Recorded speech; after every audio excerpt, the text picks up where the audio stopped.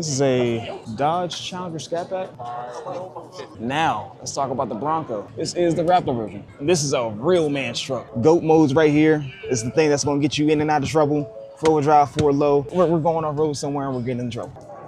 It's always that one. Nissan, what is this? This is a Nissan Nismo Armada. Hello guys, what's going on guys? First of all, let me show y'all something before I get to talking about what I'm about to say. Look at all this. You see all this? This is what I have to deal with right now.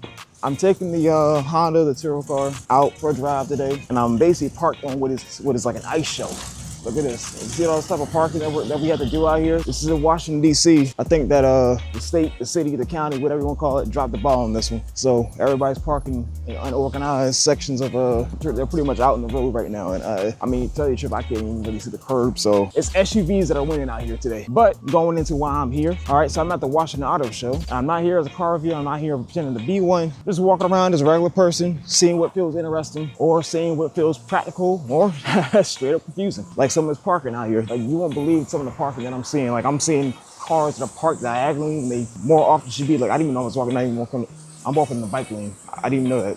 I'm supposed to be walking the sidewalk. Yeah, straight up confusing. So we're gonna see the cars, what cars are straight up confusing or practical for normal use. Maybe I might find something I like, maybe I might find something I might wanna buy. I'm not here to talk horsepower or specs. I'm here to see what it actually feels like and see what would make sense in real life. Whether that be rentals, road trips, daily driving, all that. So as I proceed here to walk down the Walter E. Convention Center in Washington, D.C., I'm gonna check back in when I get in there because it's cold outside. We're gonna check out what cars are new for 2026 and how cars have improved.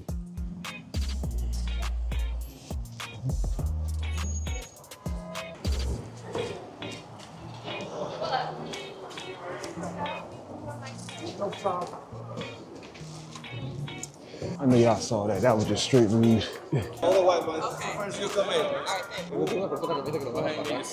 Thank you. Damn.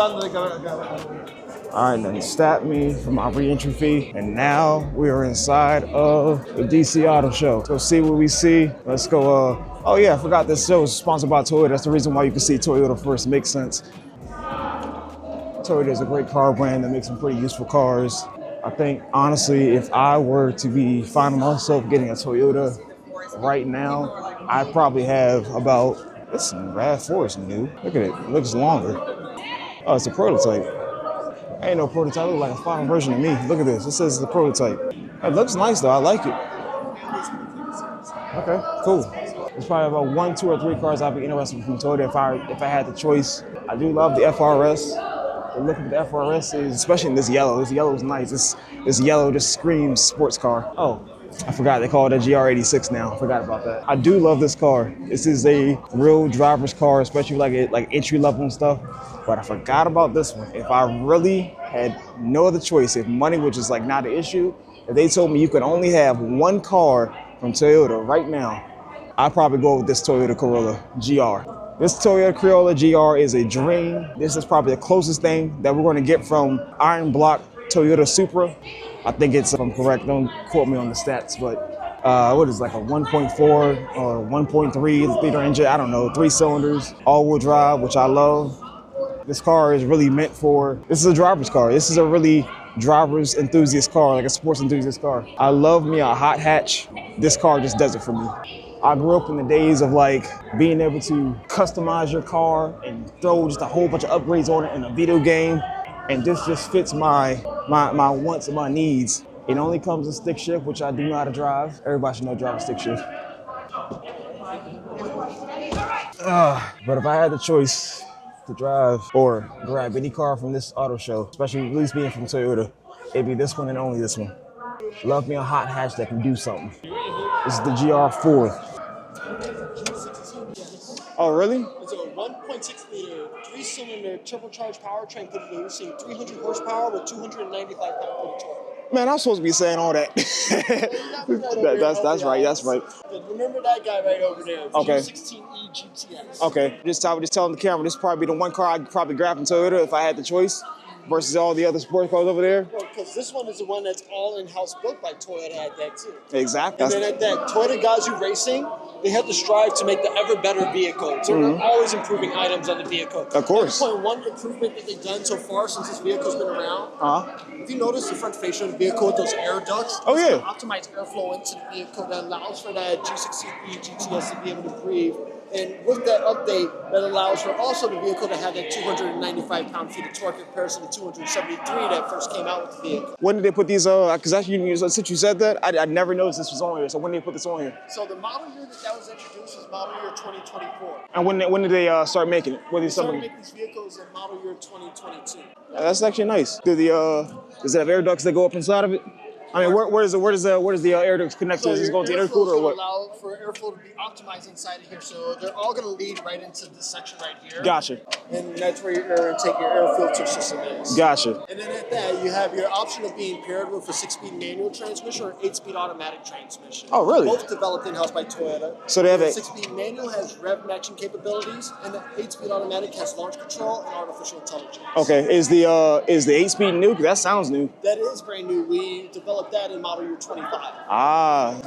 Not enough stick shift drivers from 2022. Well, for enthusiasts and by enthusiasts, and not every single enthusiast know how to work with the 3-pedal system. Well, that's too bad. The first version of this vehicle only came out with the manual transmission. Right. The manual transmission is another item that we actually incorporated into the GR Supra. Okay. The GR Supra, when it first came out, only had an 8-speed CF automatic transmission from our partner with BMW, but now it's a new transmission. Okay. But at the same time with the GR Supra, the Mark V that's right there, it's already been marked as having a final edition, and the production line is going to be stopping in the spring of this year.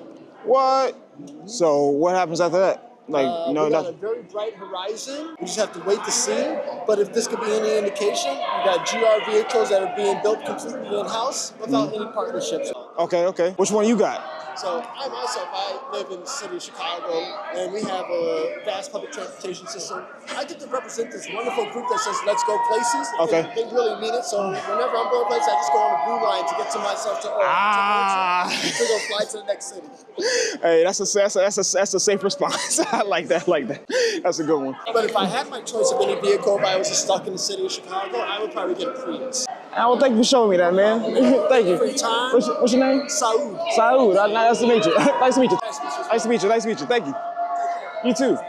All right, so had a little rundown from Said. He gave you a nice little rundown of the GR4 Corolla, which I do love, by the way. It's actually news to me that they're not going to be making the Supra anymore after all this stuff goes away and stuff. I got two choices. Either go get the car, I could go and settle with the Corolla. And I still think it's going to be the Corolla. Corolla all day. I'm a hot hatch person. I love seeing what things can do. And it's tuned by Toyota? Definitely. Now, not sure if I said this before, but if I had another choice of getting another Toyota, it'd be this one. I'm a virtual person. I like to go off the beaten trail or beaten road, whatever you call it, however the saying goes. I would be getting me a Rav4. Why? For one, it's reliable. I ain't got to worry about issues, problems, and stuff, and other things that other cars give you. But at the same time, I'm an adventure person. I like to go do stuff. I like to get involved. I like to just do stuff. This SUV right here. Oh, fancy. Okay, it opens the door for me. But no, this SUV has a lot of space. I love it. It has a lot of space. It has enough space for me to just go and do stuff and get in trouble and everything. And realistically, the point that I wanted to do, I wanted to get in trouble. See, look at all this space. And seats fold down, and I think it just fits the best use case. It's like a subcompact SUV. I don't have to have a large truck, even though I still want a large truck. A large truck is almost non-negotiable. I'm gonna have to get a large pickup truck eventually.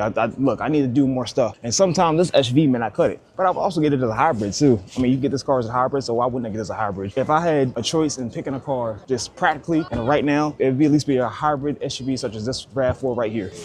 Love this car. Look, the bike is on top and everything like that. That would be me. That would be me. Even though I haven't rode a pedal bike in like such a long time. I ride motorcycles. That's the reason why I forgot how to ride pedal bikes. But nowadays, my bikes will be electric.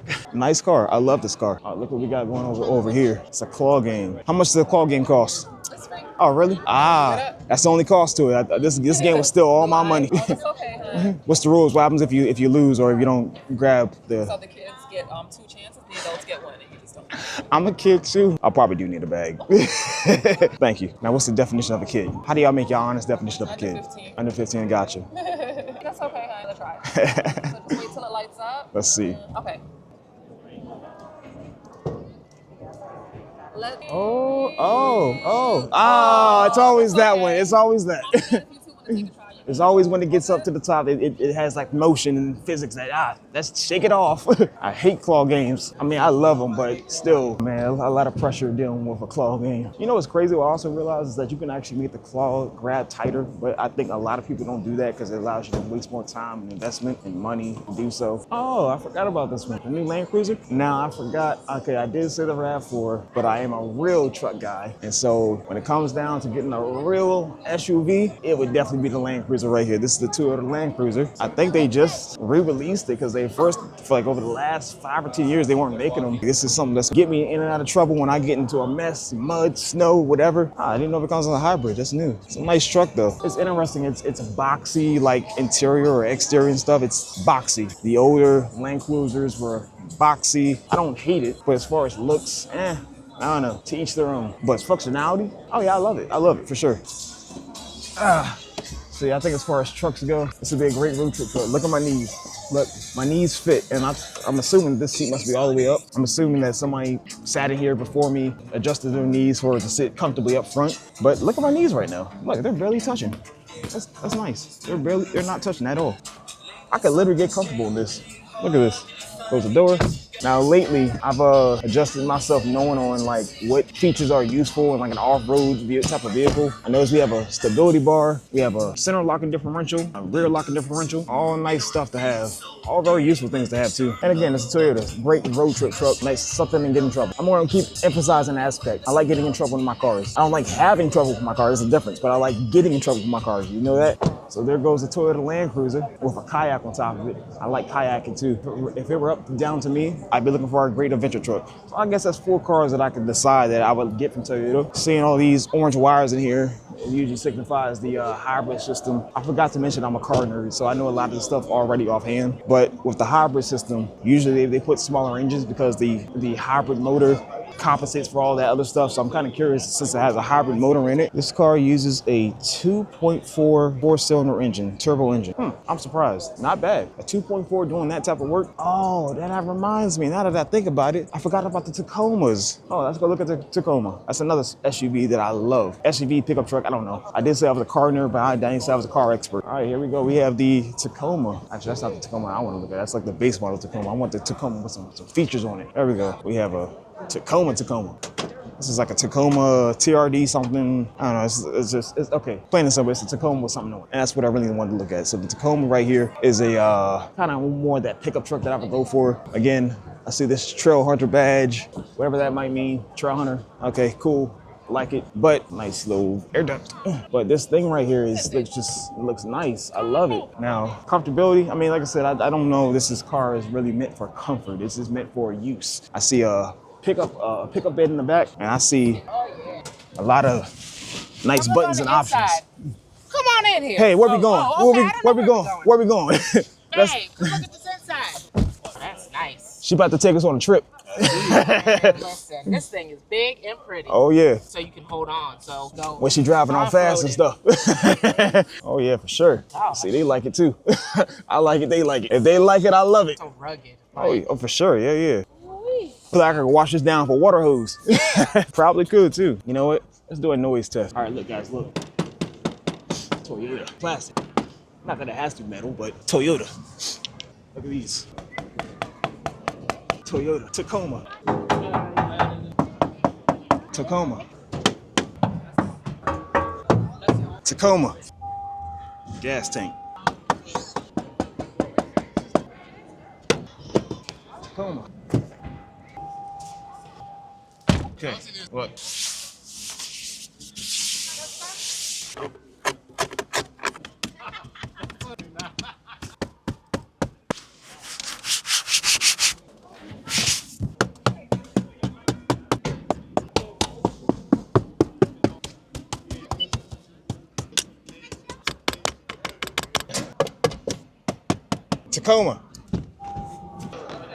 Tacoma. We're over here with Chevrolet now. Chevrolet has not really had any impressive cars to me, like anything that's like really noticeable and something I would be screaming to want to get into. Now, I will admit that a feature that they have on their cars overall, beyond maybe being electricity or being EV and stuff, I'm not really into EV cars like that. I still prefer an engine. EV technologies has not taken off like that, and EV availability is like, as far as charging, just so has not taken off for me enough to the point where I feel confident in getting something that is like not a Tesla. But so we have the Bolt, and just I'm not even really going to take the time to even go and to check out all the other cars, because I mean, at the same time, nothing really here impresses me. Like, not even this electric vehicle Blazer, Equinox, Trax, kind of cool. I mean, it's a subcompact SUV, but I've actually owned the Trax once before. I think it was like a 2017, and it was cool. It did what it did. It got in where we need to be, but still not really impressed by just the new cars.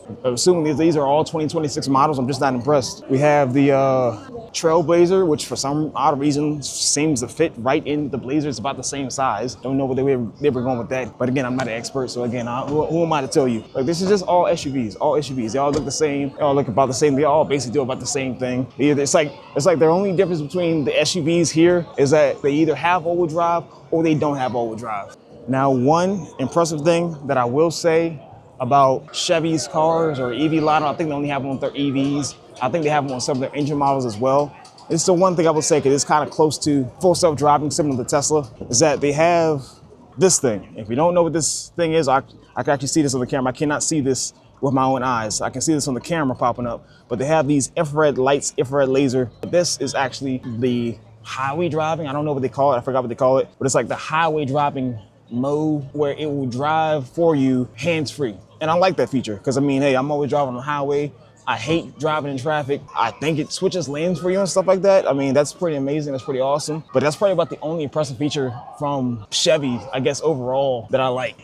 Their cars just really don't do it for me. I just don't really like them all like that. Now, the only car that I would say is impressive, I might get that. You know, if the money is right and the opportunity is right and the price is right, is this car right here that everybody's standing around. And it is the Chevrolet Corvette, and for me, it would have to be like a Z06. There's no way I'm getting like a base model Corvette. If I'm getting a Corvette, I'm getting a Corvette. Now, of course, maybe you could always throw turbo, supercharged and stuff like that on it, the exhaust and everything like that, which I've actually seen people do. I want it to come ready. I want it to come fully spec'd out from the factory. I think probably one of the most impressive things that I've seen Chevrolet do lately is that they've thrown this engine in the back, which now makes this a mid-engine Corvette. Look at this. Somebody had the opportunity to sign their work. Handcrafted by Kirkland Ward. Man, good job, Kirkland Ward. You did a great job. Great job throwing that engine in the back and putting it together. I guess this is a hand-built engine. I didn't know that. I guess they hand-build these engines. This car would be hard to work on. There's no way that you would find me going back here to try and work on this car. Like, I know that this car probably has like some things that you need to change. For example, I like to work on my own cars. So if I can't reach the spark plugs out there to do like a routine maintenance, because I'm surely not taking it to the dealership, why would I want to do that? So if I can't change the spark plugs myself, because it looks really hard to get into. I don't know about moving all these, I believe they call these cross members, or I forgot to call these things, crossbars. If I were to even guess where the spark plugs are even at, just for me taking a rough look at it, I can't even see where it's at. I mean, I'm sure it's down here somewhere, but I'm not that attached to this car to figure out where all the stuff is at. But still, really impressive car. I love it. It's a nice little ride down the beach convertible car. I love it. All right, here we are. We're over here with the Fords now. Ford cars, Ford Motor Company. And I think I'll tell you, I love me a Mustang. Love the sound, love the roar. My dad used to have one. He had a convertible. He had a 5.0. No, it was probably like a 92 Fox Body 5.0 convertible, red. I don't know, ever since that moment, hey, I'm pretty sure it happens to everybody. Your dad drives one, makes you want to drive one too, and makes you think, I gotta get one too. Gotta be like my dad, right? Love this car. I would get one in stick shift. That's the only way to get a Mustang, but it's a dark horse version. But I feel like before I die, I may just own a Mustang while also owning that Chevrolet over there, that Corvette. But also at the same time, for the most part, I've been talking about off-road ability. I like getting in trouble. I like getting into messes that I can control. So now let's talk about the Bronco. And the Bronco refreshed itself for 2020 or whatever it was. I wanted one since it came out. And since I think that this is the Raptor version, big tires, this is the Raptor version. I think, yes, it is the Raptor version. This is the Raptor version. Look at that, Raptor. So ever since this Raptor came out, I wanted to get one. Now, I probably wouldn't go for the Raptor. That's a little bit too much for me. That's just like, I think it's overkill. Would I get it? Absolutely. Like, without a doubt. This thing is closed, I think. I don't think you can even open it. But this Bronco is amazing. This Raptor is amazing. I'm not the one saying it, but yeah, this is a man's truck. This is a real man's truck. Hey, make all your arguments what you want to, but this is a real man's truck. And I'll let y'all fight about that in the comments. But now, if we're talking about like more of a practical Bronco, let's see, this is the, I think this might be the base model. I like the Badlands edition on the Bronco. And this is the base model Bronco, and this is all they have right now. This is all I see for right now. If I were to get a Ford Bronco, Badlands edition would be what it is. Sasquatch all day, big tires all day. We're going on road somewhere and we're getting in trouble. All this stuff on here, four-wheel drive. This is something I feel comfortable in. This is like literally the Jeep beater. Of course, this is the Jeep alternative. I would never buy a Jeep. I've had Jeeps. I've had Chrysler products. I would never get a Chrysler product ever again. Probably more on that later. I might tell you why, I might not. I'd rather try something new than try the same thing over again. Let's go to the driver's seat. I love these doors. I think they call these frameless, or yeah, frameless doors. That's what it is, frameless doors. Driver's seat. Gotta prop my leg up in here just to get up in here. All right, hey, this is me. This is me. Driver's feel. Off-road, I feel comfortable in this. I feel confident in this. GOAT modes right here is the thing that's gonna get you in and out of trouble. Four-wheel drive, four low, a few more things. But then again, it's the base model Bronco, so it's missing a few features. But I also love the features that they put up here. They have like trail turn assist and everything like that, stuff like that up here. It's missing a few things like such as a locking differential and stability bar and sway bar disconnect, all that stuff. But it's not on here because it's the base model. So let's move on from this car. See how much trunk space is at. This is a heavy door. All right, I'm not going to close it all the way because I probably might get locked in here and I don't see any trunk release in here. So I'm gonna save myself the trouble and just open it up before I end up needing to call somebody for help. That's a lot of trunk space. I can put groceries and stuff back there. Okay, so also with Ford, right? I wanna know how we went from making just a useful, practical family car like this Expedition right here, this black platinum Ford Expedition right here, to making something like this. I just can't understand why we're making this. I can understand who it might be for. I mean, hey, the family needs to go off-road too, but still at the same time, will we really take this type of vehicle off-road? I just don't know. But then again, who am I to say about what people do with their money? You can do anything and you can do whatever you want to do with your money and your car. A lot of people aren't going to be using this car for that use. There's a lot of people that buy SUVs, and I mean like SUVs, off-road SUVs, and don't use them like that as such. A lot of people kind of end up buying them for the trim level. Like usually the off-road package comes with more trim levels or more creature features that people like, and they just don't end up taking it off-road, which is fair. I mean, hey, I get it. I just can't see myself buying an off-road centric vehicle like this. Check it out inside. And the first thing I see is this big screen right here. Wow. That screen is huge. Look at this little small steering wheel. The steering wheel is cute. The steering wheel is small. It's cute. It's cute. The screen is huge. I can't imagine how much that screen must cost when it breaks. Look at this. The screen is huge. It might cost like $80 to wipe my fingerprints off that screen now. I need a Ford F-150 pickup Raptor. But I get it if I lived out in the country somewhere maybe, or I just can't really see myself making a use for it all that much. And I know that contradicts me saying with the Bronco Raptor, but this one's huge. And I like to go to the city. I like to go to the metro. I like to go to the city, the inner city and stuff like that. The parking spaces are not this big, at least based off of where I live at. Again, to each their own. I will admit, like the storage space right here is huge. Look at this. This is huge. And this stuff folds down too? How does it fold down? I need to figure out how to fold this down. I wanna know. Oh, look at this. It folds down. And it's so cool. I like that. Look at this. If I wanted to sleep in here, I probably could. Look at this. Okay, that's just a demonstration. At the same time, look at this. This is a lot of space. Just by removing this out the way. Oh man. Oh, that's nice. Would you get something like this? I've always wanted one of these since it first came out. Because I mean, the Rav4 R is out now. We had the Rav4 R out. That's the 26 model, the V8. So I would go with that one. I didn't even know they had a Raptor R. Same engine that's in the Mustang GT500, I think. Man, oh man, this be too much power. Man, oh man, I'd flip this thing over. It's a weekend toy for me. Sure, I didn't even know they had a Raptor R. I forgot that they had a Raptor R. Hyundai, not the same as Kia. But actually, I was actually about to turn this video off, and one car that I just remember caught my eye. I forgot about this car. I forgot about how interested in this car I would be. This is the Hyundai N. This is like the sports version of electricity. I don't know, it might be subcompact SUV, hot hatch, I don't know for sure. It looks like more of a subcompact SUV. Oh, this is an Ioniq 5N. Okay, nice to know. It's an Ioniq 5N, you just see that now. This is kind of supposed to be like their sporty version of the Ioniq 5. It's nice. It's huge, actually. This is, I'm not gonna lie, this is huge. This has gotta be in the SUV category from like right here all the way to the front seat. That looks huge. That is a whole lot of space. So if I were to, let's see here, how do I fold these seats down? to fold them down yet. Door handles give a lot of character, I will admit that.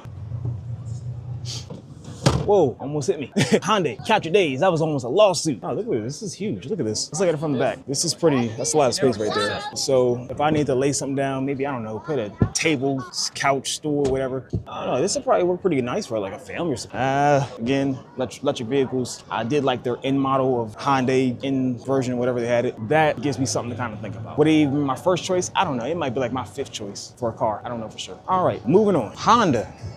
I have a Honda. Now, you know, one thing I'll say about Honda is that aside from Toyota, Honda is looked at as one of the reliable Japanese car makers. So I give them the credit where it's due. One of the cars that I do like from Honda this is a Honda Passport. Of course, Trail Sport version or whatever, off-road goodies. I like this. I like practical use. I like usability. This is nice. Would it be like my first choice if I'm looking for like an off-road car? It'd probably be like an in-the-middle hybrid. But it looks nice. It looks like it has a lot of Acura goodies in here. For me personally, if I'm really looking for an off-road catered car, I'm gonna get something that's real. I'm gonna get something for all the actual off-road goodies, such as stability bar, locking differential, all that stuff, or like whatever. Because again, I'm not out here to get stuck. I'm out here to get unstuck. So if it came down to it, would I get the car? Absolutely. But again, it wouldn't be my first choice. Now, moving on to this. This is actually the, if I'm correct, oh, this is the Prelude. And I'm just figuring out they must, I don't know if hybrid is an option. This is the Prelude hybrid. Surprised they're making them hybrid, but it looks nice. It looks nice. It got like this Porsche look to it, but I mean, I will admit, this is a nice little aesthetically pleasing car. It's a nice little coupe. Might not be for everybody, but it's for somebody. It just might not be me. Wow, look at this Lucid right here. I can't tell if this is an SUV or a minivan. Like I said, it's got minivan styling, but it's got SUV cues. Look at that long, like, trunk area right there. It just, I don't know, it's hard to tell. This is probably like a best, like, multi-use case for like an SUV or it's hard to tell. Oh, this is a seat. I like this, look at this. Look, it's a seat. Oh, this is actually comfortable, oh, wow. This is comfortable than most seats I've ever sat in. This is crazy. Like I can, if I'm correct, I think this thing is vibrating. Okay, maybe it's not vibrating. I'm not sure. I don't think so. Okay, maybe it's just me. But no, this thing is mad comfortable. This feels like a memory foam pillow. Would I want to get caught driving in it for its styling? I don't know. Too close to a minivan for me. But it looks nice on the inside. It looks comfortable. Oh, and it has third row seating. That's new. Okay. I mean, well, not new, but I was not expecting that. Well, let's check trunk space. Not an official way to check trunk space, but we're gonna check it this way anyway. This ain't a really official way to check trunk space, but this is how I'm going to check it. Again, I like SUVs, I like practicality. Next practical use of that car. Pretty sure there's a lot more hidden features in that car that I don't know about, but in due time, I'm gonna find them out. Here we go, we got Dodge. Dodge, it makes some great engines. Only problem is, I will never buy another Chrysler, Dodge, Stellantis product ever again. And I'm still up on the edge about Jeeps. Reason being is because just about every other Stellantis or Dodge product that I ever had broke. Just stuff that I didn't want to deal with. They must have had quality control problems way back when. Just issues like that I just can't deal with. Now, looking at this, what is this? This is a Dodge Challenger Scat Pack. I don't know, it's a Charger? Oh no, it's a Charger Scat Pack. Okay, it makes sense, okay. It has a Challenger body, it has a Challenger look to it, but it is a Charger. But it's a two-door, crazy. I never saw them making a two-door Charger, but I guess now they've made it. And if I'm correct, I think they come in both. I think they come as a two-door, and I think they come as a four-door. Now, I've never seen the inside of Dodge Charger EV, but I guess this will be the first time. I guess I'm gonna check it out. Can't wait to check out the inside of this Dodge Charger EV. All right, there we go, Dodge Charger EV.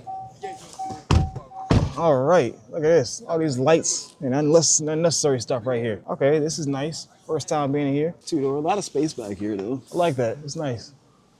It's got like the Tesla window. Not sure why they decided to add that in there, but hey, everybody wants to be like everybody else. Let's look at all this technology right here. All right, vehicle, surround camera. Okay, let's look at this. That's cool, that's nice. Rear view camera, front camera, another front camera, and a back camera. Okay, this must be like rear cross pass, okay?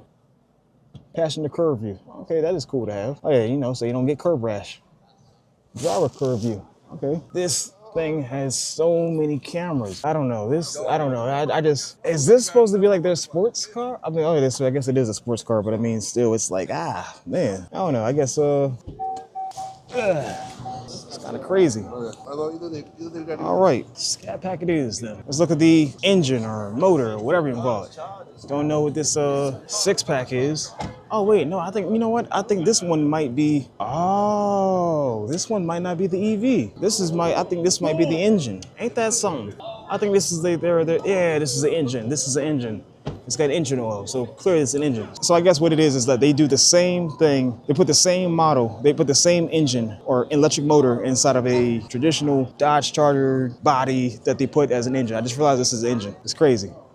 Like, look at this. I was wondering why all this stuff looked really familiar. Like, this, it's crazy, right? Not gonna lie, it does look nice. This must be, it might be turboed, I think. I don't know, I can't remember. You can get back here through this way too. Oh yeah, that's right. You can get back through this way too. You know what's crazy? I'm not even gonna lie.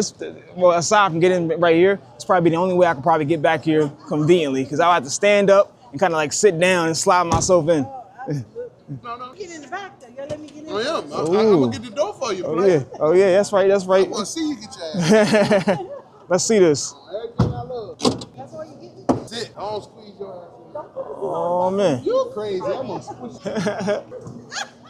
Whoa. All you get. You are part of his short film. Oh, look at those knees. They touching the seat. Look, the knees are touching the seat. Hey, put my seatbelt on. This is. Oh yeah, that's right. That's right. Let's get into it. Oh man. Let's go. And how tall are you? 5'6". Okay. I'm 6 foot, so I definitely want to go back there. I ain't even gonna try. I'm over 112 pounds. That's crazy. Look, can't get out. Oh my God. Oh my God. Packing a sardine in a can. That's right. Guys, you see it for, this is a Fiat 500. It might be EV. I don't know. They making these again? 2025 model year. I never want to get this car. This is too small for me, but for city use, I'm pretty sure it's useful, but I can't get this car. This is too small for me. Oh, look, it is an electric car. Look at this. Electric. Too small for me though. Subaru. Now, honestly, I think the only car I'd really be interested in buying from Subaru, this Subaru Crosstrek right here, and possibly a Forester or Outback, whatever they call it nowadays. I forgot what they call it. I've lost track. For me, personally, it'd probably be between the Forester or Outback or the Crosstrek right here. This Crosstrek is a mix between small car, economy car, and just practicality. It's not huge. It's all-wheel drive. It's high up off the ground. Like that is a lot of ground clearance right there. If I'm correct, this is a 2-inch hitch. It's rare that I see that you have a 2-inch hitch installed on a car like this. All-wheel drive, no funny features, just straight up all-wheel drive. All the goodies and stuff like that you would kind of expect from Subaru, and hybrid. I actually thought they got rid of the hybrid model, so I guess not. That'd be a car that I'd be interested from Subaru. Guys, look, I'm over here by Nissan right now, and I got a question. Everybody and anybody. Nissan, what is this? This is a Nissan Nismo Armada. This looks like somebody just put this car in a video game and just threw a body kit on it and just wanted to make it a fast car. Because my question is that who is this car supposed to be meant for? This is a Nissan Armada Nismo. Who is this for? Am I supposed to like go fast in this car and like take a really huge corner in this? This looks like a body kit disaster. Like, look at this. Look how strapped on this body kit is. Even cars that are like similar in this class, which would be like an SRT8 or maybe like a Range Rover or something like that, you know, talking speed and nimbleness and handling, they do not look like this. This looks like a disaster. And I'm just giving my honest opinion. Again, to each their own, and everybody's valid to their own opinion, but it looks nice. This is like, what do you call this? Like suede leather? I forgot what you call this. Alcantara? I will give it this. I will give it that. It looks nice. But again, I question this. Who is this for? Because for one, it costs a lot of money. And I think anybody putting their family in this is not going to just be like, okay, let's go fast down the highway because we got the speed. We're using a V6 twin turbo, expertly tuned in Japan with a VR350 TT, whatever the engine is. Guys, I want you to drop down in the comments. Would you buy this car? Because yeah, this car is not that visual appeal. Is this supposed to be for like the mom or the dad that brings their kids to school and then like power slides into a parking space? Very nice engine selection. I don't know, I think I just missed it on this one. Here we have the Jeep. This is the car that needs no explanation. I don't need to even show the emblem. Now, I would never want to buy a Jeep. I am just afraid of Jeep's quality control. Like, it's purpose built for going off-roading. It's an SUV, or if it can't last or can't at least feel like quality, I'm just feel like I'm throwing money at a paperweight. That's my honest opinion. I love the Jeep. There's no doubt about that. I love everything the Jeep does. I love what the Jeep community. I love what you can do with these. I love how you can customize them. In my honest opinion, Stellantis products have not left a good opinion on me. Guys, we have the Volkswagen Buzz right here. This is a car that I might slightly be interested in. I don't know who or why I would use this, but at the same time, would I make this like a road trip vehicle? I might. I'm slightly interested in it. It's an all electric vehicle. A lot of space in here. I don't know, I might use it for like moving around furniture, I guess, or whatever. Something like that. Look at this. Sliding door. I don't know if this window opens or not. I really don't know if this window opens or not. Decent amount of space. Look at this. Leg room like crazy. Hold on, let's hop in the back. Okay, now I'm assuming if this seat was up right here, we're just gonna use this seat as a reference. But if my knees if we're gonna judge how close my knees are to the seat, I'm gonna say about, look at this, about right here. Not that close. And then maybe let's go to the trunk. See how much trunk space we have. Close this, close automatically. It's kind of nice. And then look what we have. I guess this is a bench seat. Feels like a piece of wood right here. I mean, I guess it's a bench seat. Hey, maybe I can use this to tailgate or relax at football games in the parking lot. You know, good old college days or whatever. I don't know. But that's the Volkswagen Buzz, guys. What do y'all think about it? Let me know. I'm gonna make this quick note right here, right? Okay, Range Rover. I like them. Very great SUVs, very powerful SUVs. They're for the rich, they're nice, very usable SUVs, very somewhat practical. They're definitely more so for luxury, but at the same time, would I get one? I don't know. Depends on where my financials are at. But again, practical because I already know. The only thing I don't like about a Land Rover is that I can't abuse it. I can't abuse it. And that's kind of one thing I don't like. It's getting away from the idea that Land Rovers are about like off-roading. It kind of just more so about like doing things sport-like on the road now. They're like more like on-road trucks. They're like no longer off-road trucks anymore. With that being said, would I get a Land Rover or a Range Rover? I don't even know which one it is. Whichever one it's called, would I get one? Yes, but I feel like I can get better practical choices. And I just feel like a Range Rover just isn't the one. For all that, I might as well just go get a Jeep SRT8. That's just my opinion. That's just what I think. Let me know what you think though. All right guys, so that's gonna wrap it up. The auto show is officially closed. It's getting dark outside. And honestly, today was a good day. I got a lot of solid footage, even knocked out a few shorts, and even ran into some people who were cool enough to check out the YouTube channel, which is always great, and I always love that and appreciate that. Ultimately, I didn't come here to be like a car reviewer or like a car expert. I just wanted to experience it and react in real time and see what actually stood out to me. If you watched this far, I appreciate you. More content coming soon, and I'll catch you on the next one. It's getting cold out here. That's why I just put my hood on. It is freezing. All right, guys. See y'all later.